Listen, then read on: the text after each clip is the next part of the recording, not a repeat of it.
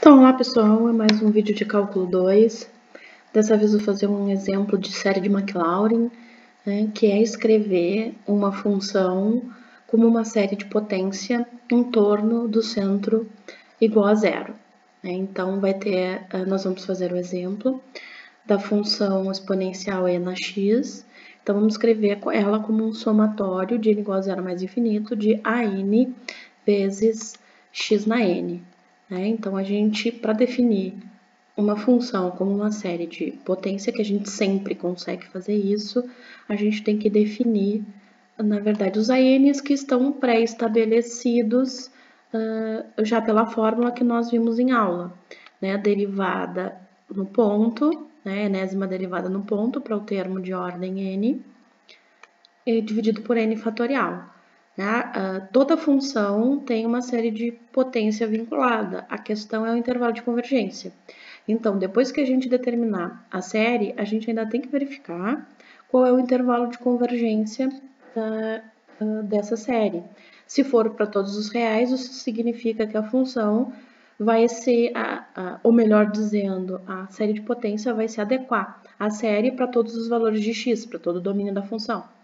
Se o intervalo não der os reais, aí a gente tem que ver qual é o intervalo, então, em que a gente pode usar a série como a função, e se tem aula, inclusive, que isso tem um poder computacional maravilhoso, porque uma série de potência é um polinômio, e com polinômios nós fazemos tudo de uma maneira bem mais fácil.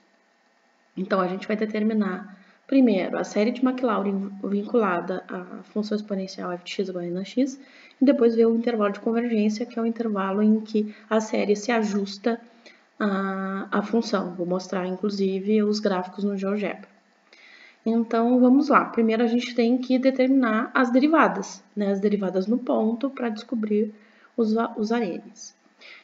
Então, o A0, que a gente tem que começar pelo A0, ela começa da própria função, porque o A0 é a derivada de ordem zero. Isso quer dizer que a gente não vai derivar a função, então a gente tem que determinar f de zero.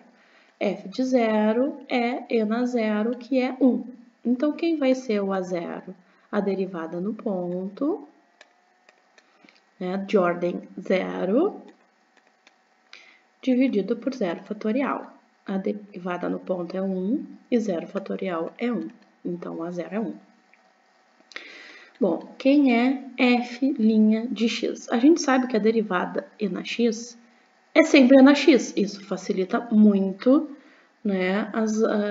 o exemplo nesse caso. Se a derivada é sempre igual a e na x, f' e na x, f duas linhas é e na x, f três linhas da função é e na x, quer dizer que a derivada no ponto sempre vai ser e na zero, que vai ser sempre igual a 1. Então, f duas linhas no zero é 1, f três linhas de zero também é 1, então toda derivada é 1. Toda derivada no ponto é 1. Isso facilita nossas contas. Então, quem vai ser a 1? A derivada de ordem 1 no ponto 0 dividido por 1 fatorial. Então, é 1 sobre 1 fatorial, que é 1. Então, o A1 também é 1. Quem é o A2? Derivada de segunda ordem no ponto dividido por 2 fatorial. A derivada, como nós vimos, é sempre 1 dividido por 2 fatorial. Aqui até poderia colocar 1 meio, mas a notação, às vezes a gente deixa com a notação fatorial mesmo. Quem seria o A3? A derivada de terceira ordem no ponto 0 dividido por 3 fatorial. Então, 1 sobre 3 fatorial. Mas daí o que a gente conclui? Quem vai ser A4? A derivada no ponto, que vai ser sempre 1 dividido por 4 fatorial. Quem vai ser o A5? 1 sobre 5 fatorial. Então, aqui o termo de ordem n é muito fácil. É 1 sobre n fatorial, graças à derivada de e na x ser sempre e na x. Então, facilitou bastante as nossas contas aqui. Então, a função e na x é igual a um somatório. Por exemplo, somatório de AN vezes x na n. N igual a 0 a mais infinito. Então, o primeiro termo, A0 é 1. Então, A1 vezes x na 0. Eu acho que eu falei A0, mas é acho que eu falei A1, mas é A0, né? A0 vezes x na 0. Então, 1 vezes x na 0, mais A1 vezes x na 0. Então, A1 é 1 vezes x na 1, mais A2 vezes x na 0, x na 2, mais A3 vezes x na 3, mais A4 vezes x na 4, mais A5 vezes x na 5. Então, essa série de potência ela é bem simples, fácil de deduzir. Então, f de x igual a e na x é o somatório de n igual a 0 a mais infinito de x na n sobre n fatorial. Os termos já nos dizem direto isso, né? Se for multiplicar, 1 vezes x na n, vai ficar x na n, e vai ficar dividido por n fatorial. Então, essa é a nossa série de potência. Então, essa parte aqui foi fácil. Foi fácil, nesse caso, determinar a série de potência. A questão agora é saber qual é o intervalo de convergência. Então, para que valores de x realmente, de fato, a gente pode considerar a igualdade, né? Então, a gente pode chegar à conclusão que não é para todo x que a igualdade é válida, desde que o intervalo de convergência não seja os reais. Então, é intervalo de convergência. Em intervalo de convergência, é como a gente fez o vídeo anterior, fazendo por D'Alembert, começando por D'Alembert e depois trabalhando os casos inconclusivos de D'Alembert. Então, aqui, pelo critério de D'Alembert, vamos fazer por D'Alembert, Bn é x na n sobre n fatorial. Bn mais 1, então é x na n mais 1 sobre n mais 1 fatorial. Então, a gente tem que calcular limite de n tendendo a mais infinito de Bn mais 1 sobre Bn. E chamar isso de L e aqueles vários critérios, né? L menor que 1 converge, L maior que 1 diverge e L igual a 1 inconclusivo. Então, vamos calcular o limite para esse exemplo específico. Então, x na n mais 1, mais 1 é no expoente, dividido por n mais 1 fatorial, dividido por x na n, sobre n fatorial, em módulo. Porque aqui os valores de x podem assumir quaisquer valores reais a princípio, e a gente tem que considerar em módulo, né? O critério de D'Alembert considera os termos positivos.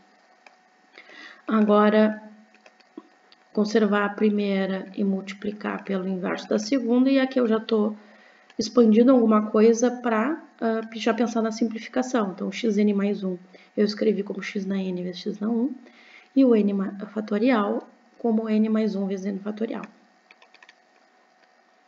Vezes n fatorial sobre x na n, que é o inverso da segunda. Então, aqui, simplificações possíveis, n fatorial e o x na n. Sobrando x no numerador e n mais 1 no denominador. Lembrando que a variável do limite é n, então é isso que nos importa. Né? X é constante nesse caso. Bom, então vai ficar, se x é constante, considerada constante, porque a variável é n, a variável do limite, eu vou escrever como módulo de x sobre n mais 1, porque n mais 1 já é positivo. Então, aqui nós vamos ter uma constante dividido por infinito. Então, já trabalhamos esse caso muitas vezes em limite. Constante dividido por mais infinito é zero. O que isso significa? Que pelo critério de D'Alembert, zero é sempre menor que 1. Isso significa que para todo x real, a série é convergente. Porque vocês notaram que o resultado do limite independe do valor de x. Independente do valor de x, dividido por infinito vai dar zero. Então, a série é convergente.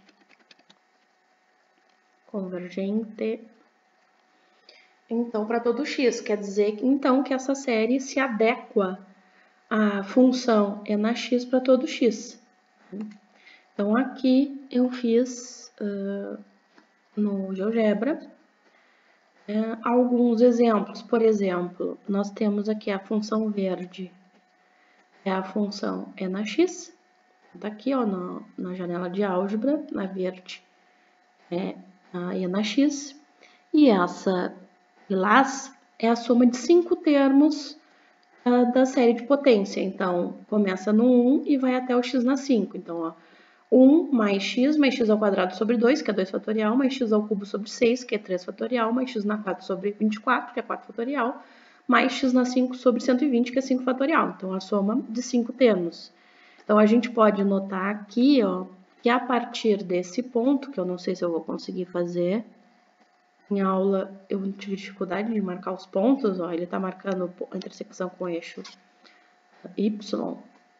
Mas a gente pode ver que elas são muito próximas, olha o zoom que eu dei agora, elas são muito próximas, ó, a partir, podemos dizer, ó, do menos 1,5, um pouquinho mais, talvez, a partir do menos 1,5 elas são muito próximas, ó. Ó, aqui, então, do menos 1,5 ao 2, né? Aí elas começam a se diferenciar, mas a gente só consegue ver isso no zoom. Então, do menos 1,5. E eu não vou continuar não conseguindo marcar os pontos. Então, do menos 1,5 ao 2, né, essa função se aproxima muito bem da série. Aliás, a série de potência se aproxima muito bem da e na x. Depois eu fiz a soma de 10 termos da série de potências. Mas lembrando que para ter o ajuste, a gente tem que considerar os infinitos termos. O segundo eu considerei 10 termos da sequência, então vai ter até o x na 10 sobre 10 fatorial, é a curva azul. Então aqui a gente vê que tem uma adequação maior, ó. Então é desse ponto aqui, que deve ser um menos 3,5, vamos dar zoom para ver onde é que ela se sobrepõe a função exponencial. Ó, então aqui, ó, do menos 3, ó, do menos 3 com certeza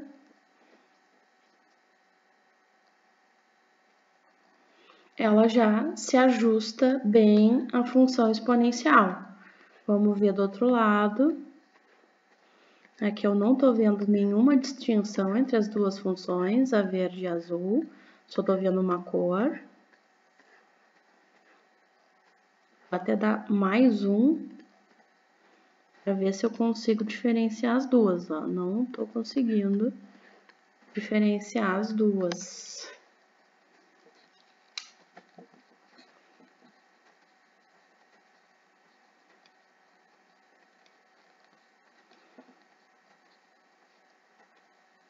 Claro que isso aqui é só para mostrar para vocês a relação do intervalo de convergência para a série de potência, né, na forma da função. Então, aqui eu não estou conseguindo perceber a diferença entre as duas funções, como eu estava percebendo no somatório apenas de 5. Então, até vou voltar para mostrar as outras, porque eu não estou conseguindo distinção aqui. Então, quer dizer que a soma de 10 termos dessa série já se ajusta bem à exponencial. Pelo menos a partir do menos 3. Antes do menos 3, a gente já viu que a soma da série de 10 termos, né, se afasta da série de potência, da função, melhor dizendo.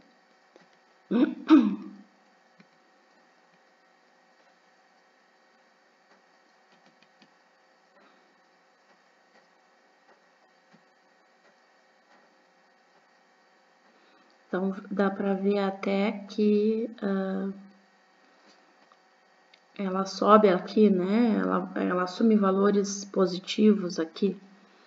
Então, vamos ver a soma de 15 termos. Então, vai até o 15 fatorial dividido por 15 fatorial. Vou mudar a cor dessa função, porque ela também está verde, para a gente conseguir distinguir as duas. Então, ó, também vou dar zoom, para ver a anterior se adequava a partir do -3.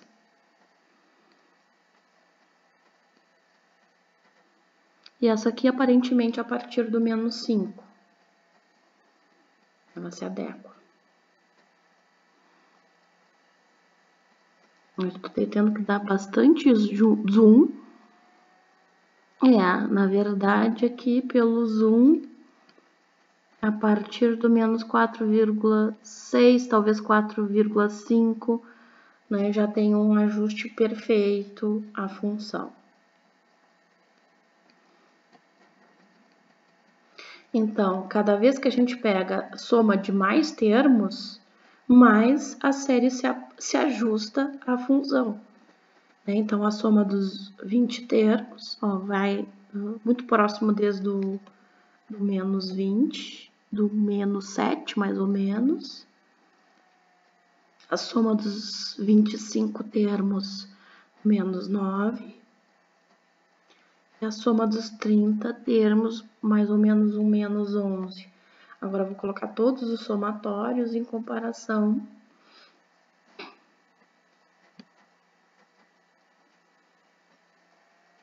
à função. E, claro, para ter o ajuste perfeito, como o intervalo de convergência nos deu todos os reais, a gente tem que ter a soma infinita. Mas, por exemplo, se a gente quisesse calcular e na x, como para um valor maior que -4, por exemplo, bastaria somar a soma de 15 termos dessa série, já seria uma aproximação muito boa para essa função. Lembrando que a calculadora, por exemplo, ela não sabe calcular e na x, a não ser que x seja um valor inteiro. Então, se eu for calcular e na -2,35, ela não vai saber fazer. Mas, como ela sabe fazer potências de expoente inteiro, divisões, que é o que a série se torna, então ela vai conseguir fazer essa aproximação pela série de potência. Então, por exemplo, na calculadora é assim que está programado, para fazer esses cálculos. Tá? Então, era isso. A minha tosse não está me permitindo fazer mais. Então, é isso. Até a próxima.